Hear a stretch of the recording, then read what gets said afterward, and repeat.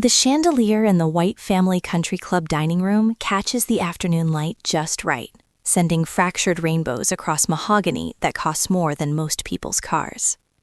I notice the tiny specks of dust floating lazily through the cloud of Chanel No. 5 surrounding Eleanor. As the maitre d' guides me toward what he politely calls the family table, wearing the kind of knowing smile reserved for people about to receive devastating news over expensive wine. Arthur checks his Rolex before I even take my seat, the third glance in less than half a minute. Eleanor adjusts her pearl necklace with the controlled precision of someone who has rehearsed the motion countless times in front of a mirror. Meredith angles her iPhone with the careful calculation of a cinematographer, her smile sharp and calculated, every detail staged, every person in their assigned role in whatever carefully choreographed intervention they've planned. Rebecca. Eleanor's voice carries that soft warmth she only uses when she wants something from me. You look lovely, darling. I'm wearing the same gray sweater I had on last Tuesday. She didn't notice then either. I lower myself into the chair the maitre d' pulls out, positioned directly opposite all three of them like a defendant facing a panel of judges. The leather groans softly beneath me. Somewhere in the kitchen, a pan clatters loudly against the floor.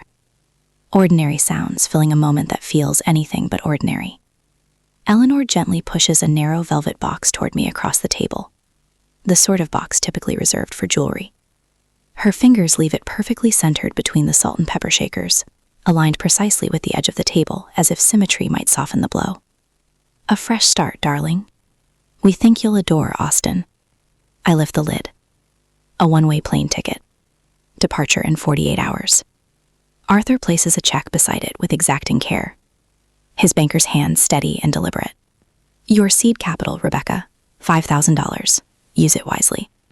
The check is already signed, already dated, prepared well before I arrived. Meredith shifts her phone slightly to improve the lighting on my face. Her Yale Law Review editor smile widens in anticipation. She has been waiting for this moment, probably already imagining which filter she'll use when she posts the video. I recognize this performance immediately. The synchronized gestures, the memorized dialogue. They have rehearsed this scene repeatedly, expecting me to collapse exactly on schedule. My thoughts drift back to the previous year. The annual White Family Charity Gala at the Ritz-Carlton. I had come straight from TerraSense field testing without time to change, my hiking boots still dusted with dirt.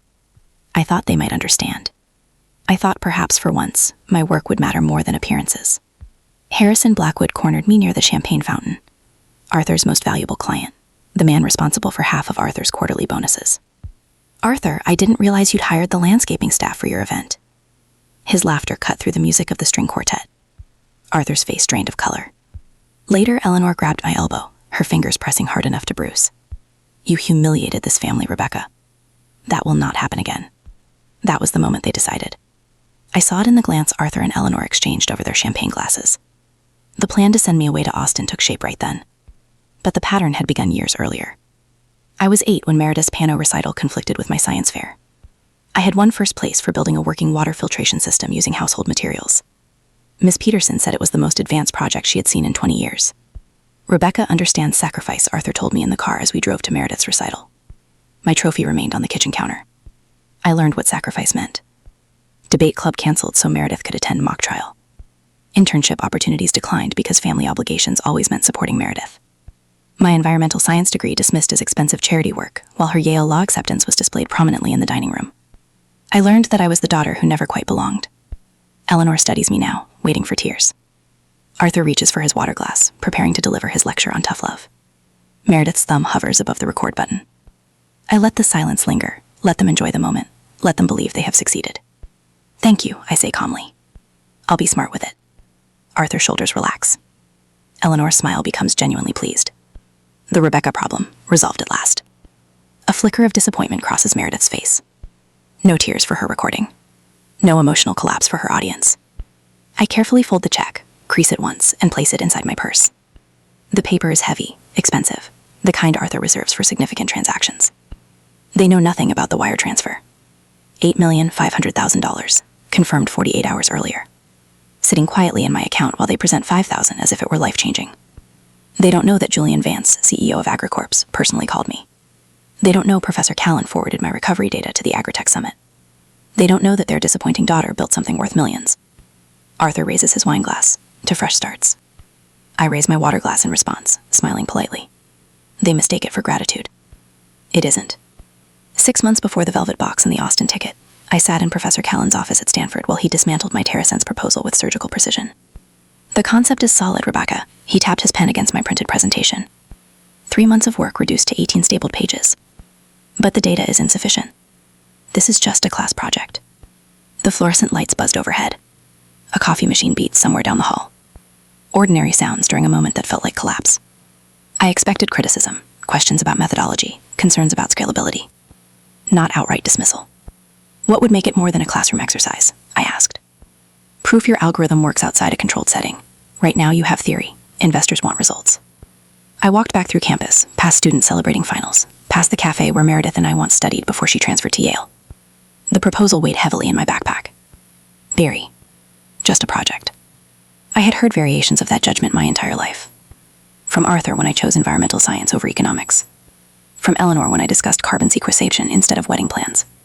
From every family dinner where my work faded behind Meredith's accomplishments. But Professor Callan had no personal stake in my failure, which meant he was right. I spent the next 3 weeks living in the university library, surviving on vending machine snacks and relentless determination. The Callaway Innovation Grant application requested 12 pages. I submitted 30. They required on recommendation letter. I secured 4. They asked for a budget breakdown. I constructed a full financial model. The acceptance email arrived at 2 in the morning. $75,000. I called home from the empty lab. Eleanor answered. That's nice, dear. Her voice sounded distracted. Meredith just made Yale Law Review. Can you believe it? Mom, I won the Callaway grant. That's wonderful, Rebecca. I need to go. Your father is speaking with the Yale Alumni Association. The call ended.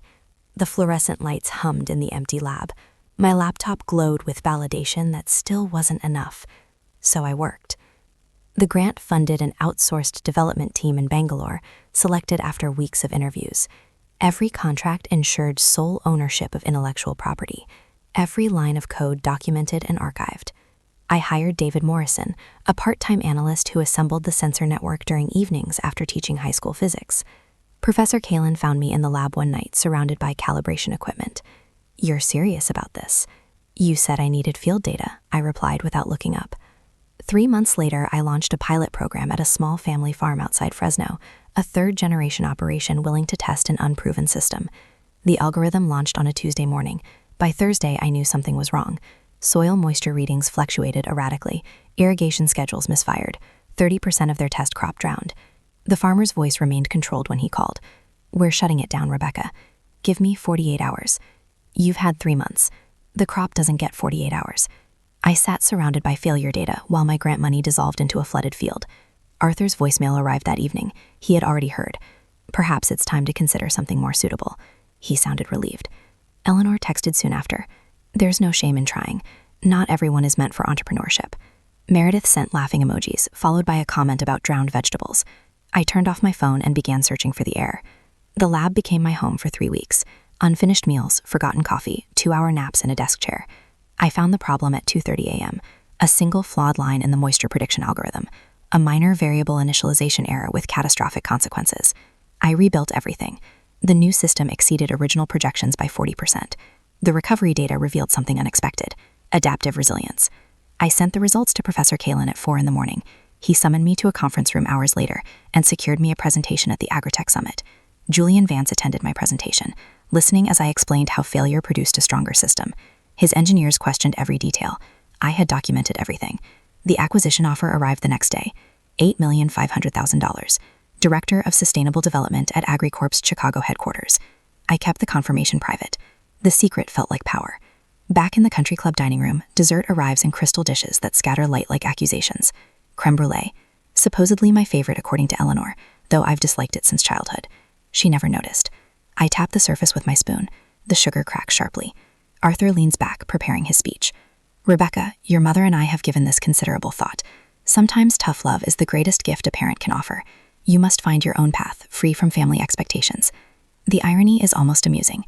Eleanor dabs carefully at her eyes. We want what's best for you, darling. A place where you can discover who you truly are. As if I haven't already done that. Meredith's smile grows broader, her phone recording openly now. "This is exactly what I needed," I tell them softly. "Thank you for helping me see." Arthur relaxes. Eleanor pats my hand. Inside my mind, I calculate quietly. Their 5,000 against my millions. Their intervention against my success. The waiter refills glasses. Laughter drifts from a nearby table. The world continues while my family orchestrates my removal, unaware that I am already far ahead. There's power in this silence. Strength in letting them believe their own story. I spent 23 years trying to prove myself to people who were never going to look. Now I don't have to prove anything. I'm free. They just handed in freedom wrapped in a velvet box with a plane ticket inside. Meredith's phone buzzes. She glances down, her smile turning predatory. "Posted," she murmurs, but loud enough for me to hear. Her fingers move across the screen with practice speed. My own phone vibrates in my purse. Once, twice, 10 times in rapid succession. The family WhatsApp is erupting. I know without looking what Meredith posted. Edited clips from tonight, probably. Strategic cuts that make me look lost and them look generous. A caption about fresh starts and family support. Maybe a prayer hands emoji. The responses flood in. I can picture Cousin Bradley putting in a good word at my Austin firm. Marketing could be perfect for her. Aunt Patricia. Teaching? Something simple might be just the thing. Uncle James. These young people need guidance. Good for you, Arthur. The family narrative cementing in real time. Rebecca the failure. Rebecca the lost cause. Rebecca saved by family generosity. My phone vibrates again. Different pattern. Text message, not WhatsApp. I wait until Eleanor excuses herself to greet someone across the room. Until Arthur gets pulled into a conversation about interest rates with a passing colleague. Until Meredith is distracted by her own social media engagement metrics. Then I check. Professor Kalin, heard about AgriCorps. Don't let anyone dim this light. I close my eyes. Open them. The country club chandelier still glitters. The creme brulee still sits half-eaten on expensive china. Another text arrived. Marcus Chen. Chicago's lucky to have you. Drinks when you get here? Then another. A number I don't recognize, but the signature gives it away. Apartment viewing schedule attached. Welcome to the team. Julian Vance's office. 2 phones. 2 lives. One for the performance, one for reality. The Whites are still managing my narrative on the family WhatsApp. Still posting and commenting and reshaping my story into something they can control. Still painting me as the family project. The one who needed saving. Meanwhile, AgriCorp's legal team is finalizing my employment contract. My apartment in Chicago has a view of Lake Michigan. Professor Kalin is recommending me for speaking engagements. Marcus is adding me to his personal network of founders who actually built something. Chosen family versus blood family. The contrast has never been clearer. Eleanor returns to the table, followed shortly by Arthur. Meredith finally puts her phone down, satisfied with her documentation of my downfall. "Walk me to my car?" Arthur asks, not really a question. Outside, the parking lot smells like money. New leather and imported cologne, and the particular scent of privilege that clings to expensive things. Ballets move between vehicles that cost more than most people make in a year. Arthur's Mercedes sits under a light, gleaming black paint reflecting our shapes back at us in distorted mirror. He turns to face me. His expression has softened into something he probably thinks looks paternal. "This is for your own good, Rebecca. Someday you'll thank me." The night air is cool.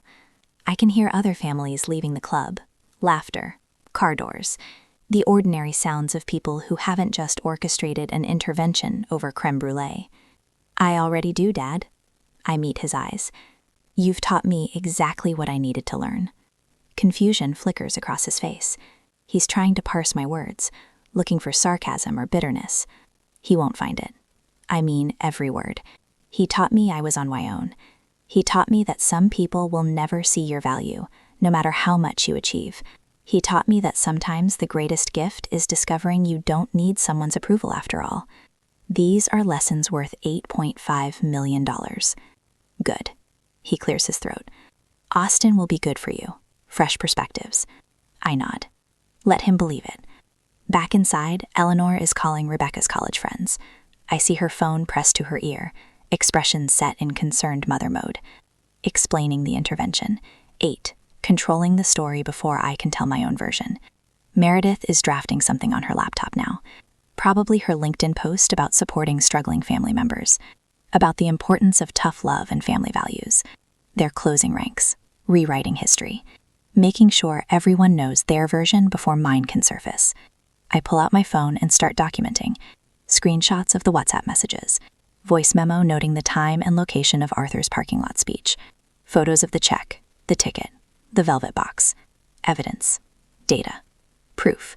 Let them think they've won. Let them control their narrative for now. I'm building mine methodically. Recording everything. Creating a paper trail they don't even know exists. Sunday night, I'll board a plane. Just not the one they bought. Monday morning, Forbes will publish an article they haven't seen coming. 48 hours until detonation. until their carefully constructed story explodes into something they can't control, or edit, or explain away. I return to the table. Eleanor is crying again. Meredith is calculating her social media strategy. And I'm smiling, really smiling, because they just handed me the greatest gift, the freedom of having nothing left to prove. Sunday morning light filters through my apartment windows, catching the dust from 2 open suitcases on my bed. I'm folding a thrift store sweater when the doorbell rings. Unannounced.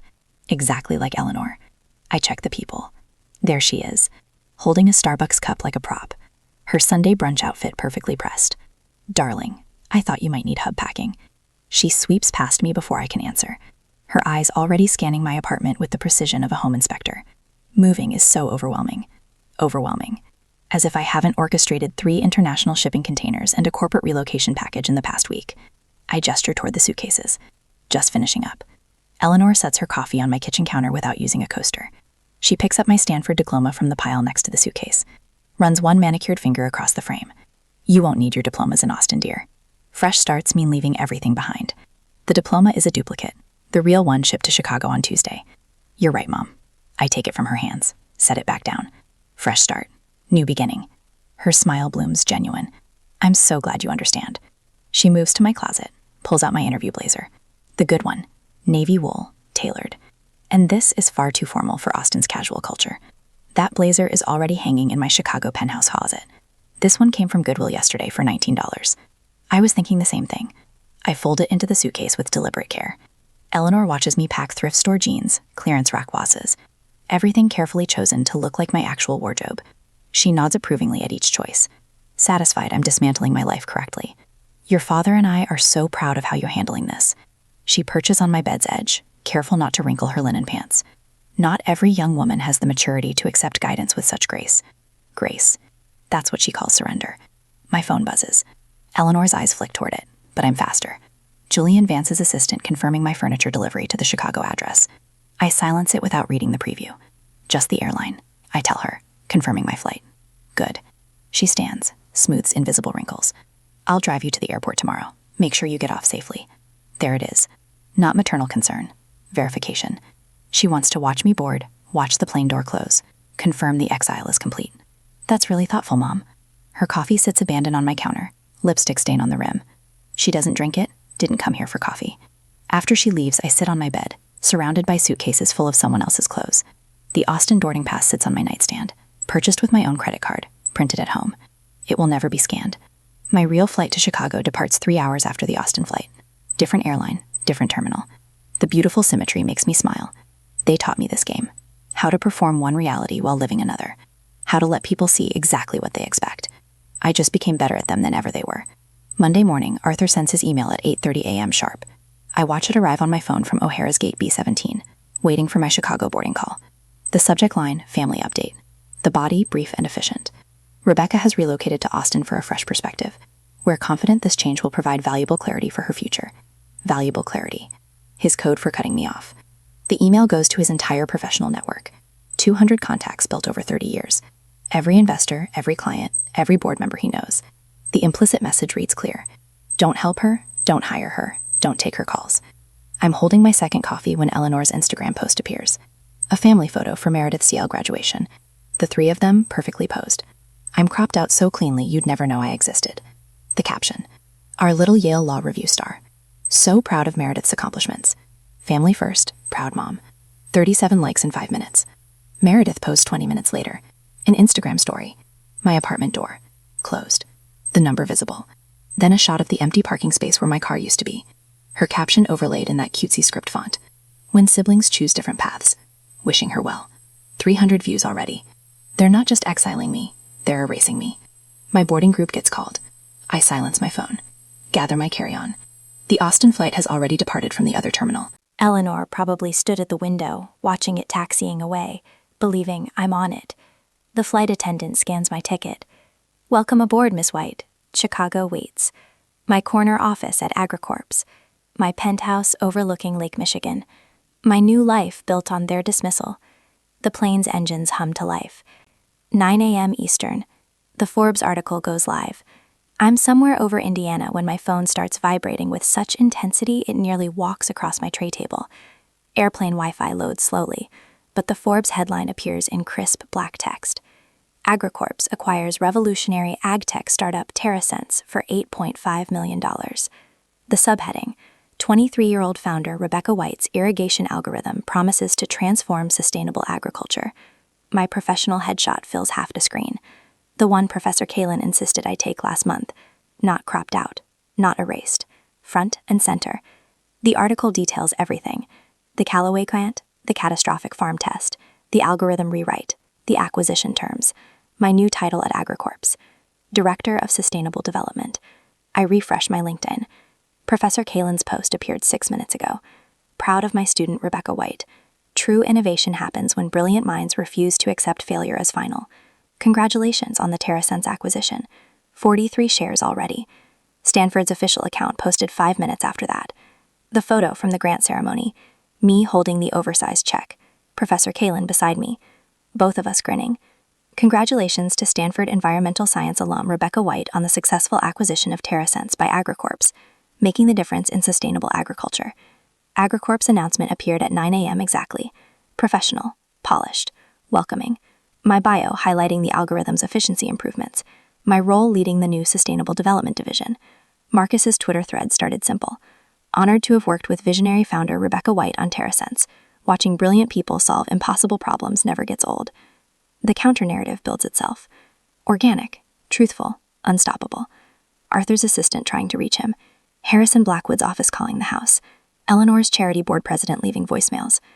I imagine Arthur in his office, his assistant showing him the Forbes article on her iPad, the color draining from his face, his phone ringing.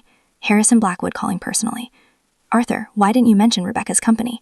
I would have invested. $8.5 million. That algorithm could revolutionize precision agriculture.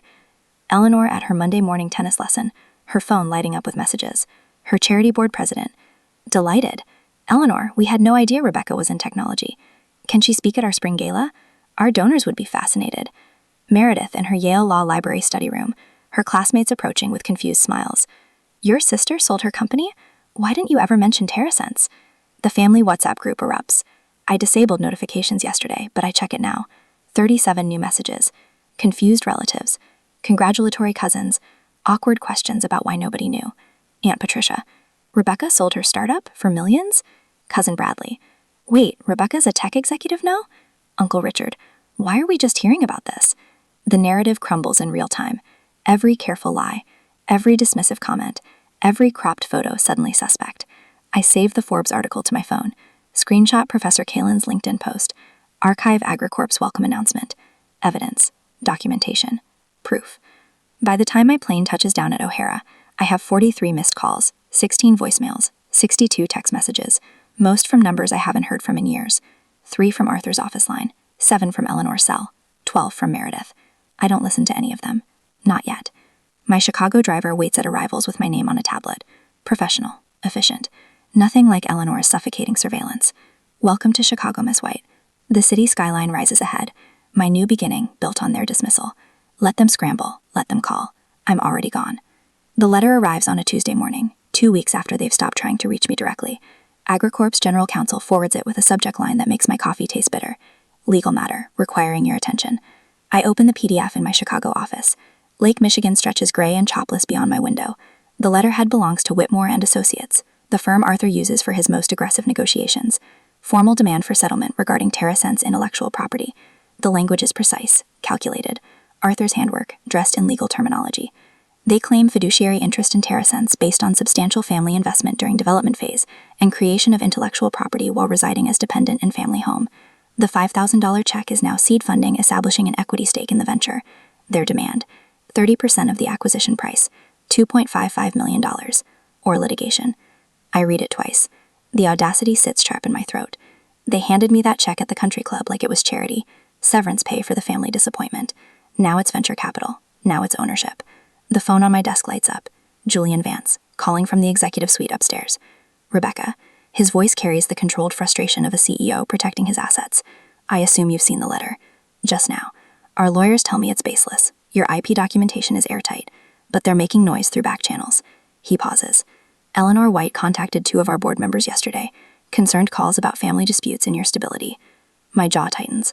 Of course she did. Eleanor knows exactly which threads to pull. Meredith's drafting an op-ed. Julian continues. Something about startup ethics and family obligations. Her Yale credentials give it weight she doesn't deserve. I close my eyes. The coordinated assault. Arthur applying legal pressure. Eleanor working her social network. Meredith building the public narrative. The same synchronized performance from the country club, scaled up to match the stakes. What do you need from me? I ask. Nothing yet. Our PR team is drafting a response. Vague but firm. We protect our people, Rebecca. His tone shifts, becomes almost paternal. But I need to know if there's any validity to their claim, any verbal agreements, any family money that went into development. None. I have documentation for every dollar. The Callaway grant, my own savings. Nothing from them. Good. Relief colors his voice. Then we let the lawyers handle it. But after we hang up, I sit staring at that letter, at the repositioned $5,000, at Arthur's signature, on the firm's authorization. My phone buzzes. A text from Professor Kalin. Seeing some chatter online. You okay? I don't answer. I open Twitter instead. Tech Twitter has picked up the story. AgriCorp's PR release hit an hour ago, carefully worded about meritless attempts to exploit a young founder. The replies are rallying around me, calling out the family dynamics, sharing their own stories of relatives who appeared after success. Someone's dug up Meredith's Instagram, the post she deleted after Forbes, screenshots circulating with commentary about hypocrisy, her Yale Law Review colleagues distancing themselves in quote tweets, carefully professional statements about not endorsing her forthcoming piece. Arthur's reputation bleeding out in real time, investment blogs questioning his judgment, colleagues wondering why he didn't recognize his own daughter's potential. I should feel vindicated. Instead, I feel the weight of what they're willing to destroy to get what they want. Their own credibility, their professional relationships, whatever remained of our family. All for 30% of something they called worthless 6 months ago. I forward Arthur's demand letter to my personal email, read it again on my phone. The legal argument hinges entirely on that check, their seed funding, their investment during development. The check I never cashed. I open my mobile banking app. The check image is still there in my deposit queue, photographed but never processed. $5,000 from Arthur White. Memo line, Fresh Start Fund. Not TerraSense investment, not seed capital, Fresh Start Fund. Their own documentation betraying their claim. I could simply show AgriCorp's lawyers this image, prove the check's true nature, let them dismantle Arthur's argument in court filings and depositions. But that's not enough. That's playing their game on their terms. I tap deposit check. The app processes. 30 seconds of loading screen. Then transaction successful. $5,000 deposited to your account. I screenshot the confirmation, the timestamp, the memo line, the full details. My hands are steady as I open my email. Forward the screenshot to AgriCorp's general counsel with a brief note. For your records. Full payment received and accepted. Then I compose a new email. Direct reply to Arthur's lawyer. CC Arthur White, Eleanor White, Meredith White. Subject. Your client's final payment. Body. Attached. Please find my acknowledgement of your client's payment. Thank you for finalizing this matter. All future correspondence can be directed to my legal counsel. I attach the screenshot, the deposited check. Their investment accepted as exactly what they intended it to be. Payment, severance, the price of my exile. My finger hovers over send. I think about 8 years old at the science fair, Meredith's piano recital, the accumulated surrenders, a lifetime of being the daughter who understood sacrifice. I press send. The email whooshes into the void. 30 seconds later, my phone shows 3 read receipts. Arthur, Eleanor, Meredith. The silence that follows feels absolute. I go to my contacts. Find Arthur White, press block. Find Eleanor White, press block. Find Meredith White, press block. My phone feels lighter without them. Outside my window, Lake Michigan catches the afternoon sun. The water turns silver. A sailboat cuts across the horizon, moving towards something I can't see. I save their letter, the demand, the threat. Everything documented, like always. But this time, the documentation isn't defense. It's victory. They taught me to keep records, to be meticulous, to prove everything. They just never considered I'd use those lessons against them. 6 months later, morning light pours through the floor-to-ceiling windows of my Chicago penthouse, turning Lake Michigan into hammered silver. I'm drinking coffee from a mug Professor Kalin sent me, the one that says, "Data doesn't lie," in faded letters. My TerraSense Innovator Award sits on the bookshelf, half hidden behind a stack of industry journals. I didn't mount it on the wall, didn't need to. The team photos from AgriCorps have replaced what used to be family portraits in my old apartment. People who actually see me when they look at my face. My calendar alerts ping. 3 meetings today. All of them matter. All with people who value what I built, not what last name I carry. The frame check hangs in my powder room, $5,000, preserved under glass like the punchline it became. Guests always ask about it. I tell them it's a reminder that the best investments are the ones people make, in themselves. Tonight is AgriCorp's holiday party. I'm speaking about failure and recovery, about how the catastrophic crop test in Fresno taught me more than any success could have. Young engineers need to hear that brilliance isn't avoiding mistakes. It's documenting them so precisely that you never make them twice. The venue glitters with that corporate holiday magic, all tasteful greenery and ambient lighting. I'm mid-story about rewriting the algorithm when I notice him approaching through the crowd. Harrison Blackwood, Arthur's most important client, the man who compared me to garden staff at the charity gala. He waits until I finish clapping with the others, then extends his hand. Miss White, Harrison Blackwood, I heard your presentation at the AgTech Summit last spring. Remarkable work. I shake his hand. His grip is firm, respectful. He has no idea we've met before. The room doesn't stop. The conversation around us continues, but I feel that old tension try to surface, that childhood need for family validation, attempting one last resurrection.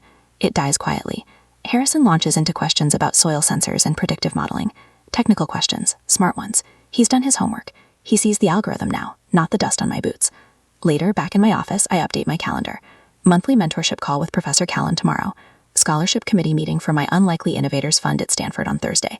The fund targets students whose families don't understand their work, students who need someone to believe in their data before they believe in themselves. Therapy is Wednesday. Still processing, still learning that systematic devaluation leaves marks even algorithms can't solve. A young intern stops by my door, hesitant. Maya, brilliant with systems architecture, uncertain about everything else. Miss White, do you have a minute? I wave her in. My family doesn't really get what I do here. She twists her visitor badge. They keep asking when I'm going to get a real job. I just wondered if that ever happened to you. I close my laptop, give her my full attention. Sometimes distance is the greatest gift you can give yourself, I say. Not out of anger, out of preservation. Her shoulders drop half an inch. Relief. You're doing real work here, Maya. Trust your data. She leaves lighter than she came in. I recognize that walk. I used to have it. Christmas Eve arrives with snow that doesn't quite stick. My phone shows 47 missed calls from numbers I unblocked but archived. I listen to the final voicemail once. Eleanor crying. Actually crying. We miss our daughter, Rebecca. Please. It's Christmas. I archive it without responding. My chosen family arrives at 7. Professor Callan brings wine. Julian brings stories about the latest board meeting. Others from AgriCorps fill in, carrying food and laughter and the easy comfort of people who chose each other. We eat, we talk. Nobody asks about my real family. Later, washing dishes, I catch my reflection in the dark window. Lake Michigan stretches behind me, vast and indifferent and beautiful. Same face they tried to erase. Same person they measured and found wanting. Still here, still building, still growing. Thank you for the seed money, I think. You taught me I could grow anywhere, even in exile. Especially in exile. The silence I've earned settles around me like expensive cashmere. Warm, deserved, mine.